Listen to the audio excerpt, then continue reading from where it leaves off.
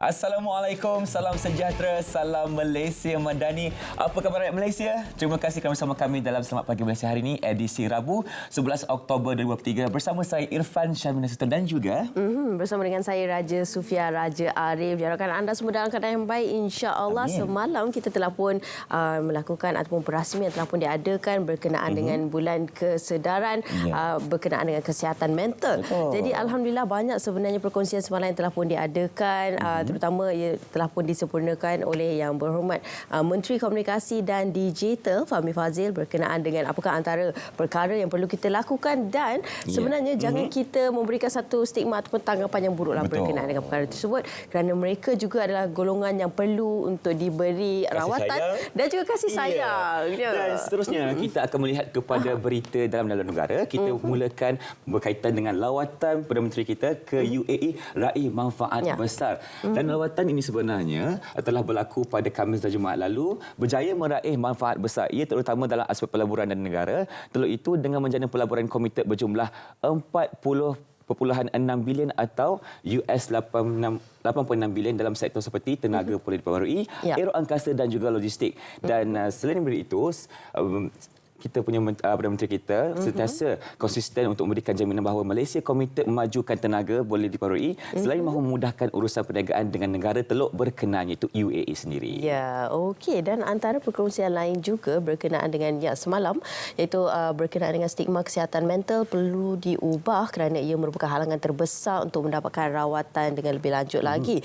Dan Menteri Komunikasi dan Digital Fahmi Fadzil berpandangan ramai yang beranggapan negatif mengenai kesihatan mental, terutama apabila perlu berjumpa dengan kaunselor.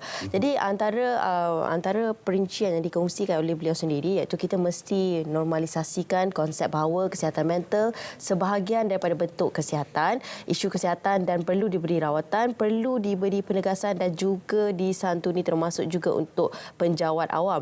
Dan antara yang lain juga saya lihat dengan adanya kaunselor dalam jabatan ataupun agensi dan juga kementerian, ini sedikit sebanyak dapat membantu.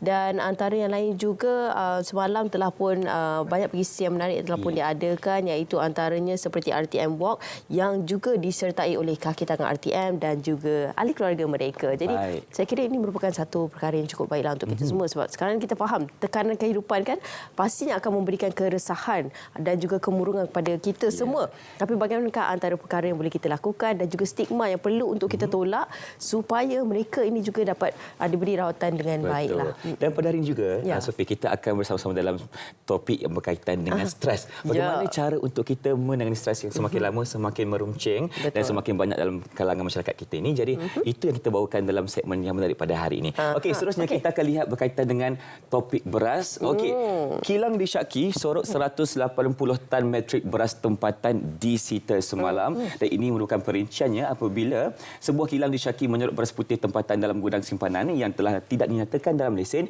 disita pasukan Task Force Kas Bersepadu Operasi Beras Putih Tempatan OPBPT.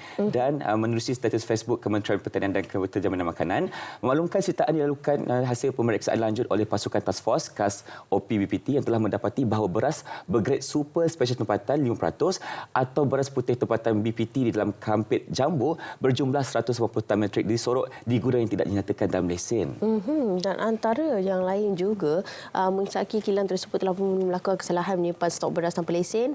Pasukan Task Force khas bertindak menyita BPT yang berada di dalam gudang tersebut dengan hasil sitaan dianggarkan bernilai 405,000 menurut status tersebut.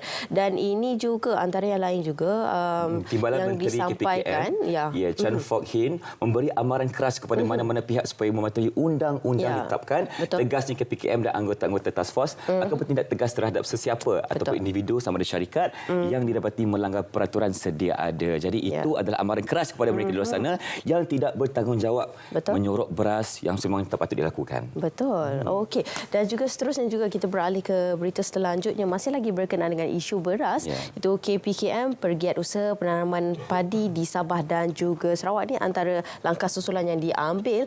Yang Menteri Pertanian dan Keterjaminan Makanan Datuk Seri Muhammad Sabu berkata ketika ini selain Kedah, bekalan beras dalam negara banyak bergantung daripada beberapa negeri seperti Perak, Kelantan, Terengganu, Perlis dan seberang perai Pulau Pinang.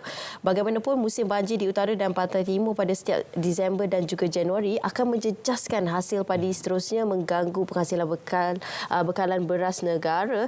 Dan antara yang lain juga, beliau juga menyatakan bahawa kita kena berbincang secara serius agar penanaman padi di Sabah Sarawak dapat diperluaskan, dan kita memohon sama dalam bajet ini kalau ada apa-apa peruntukan pada masa akan datang untuk buat sistem perairan yang lebih baik supaya pengeluaran padi di Sabah dan juga Sarawak dapat dipertimbangkan untuk masa akan datang. Ya, itu apa yang diambil oleh kerajaan sendiri untuk memastikan bekalan beras dalam negara kita sentiasa dapat diberikan kepada masyarakat khususnya. Jadi, kita akan kembali selepas ini dengan pelbagai perkongsian menarik, tapi kita akan berhenti berehat seketika. Teruskan bersama kami dalam Selamat Pagi Malaysia selepas ini.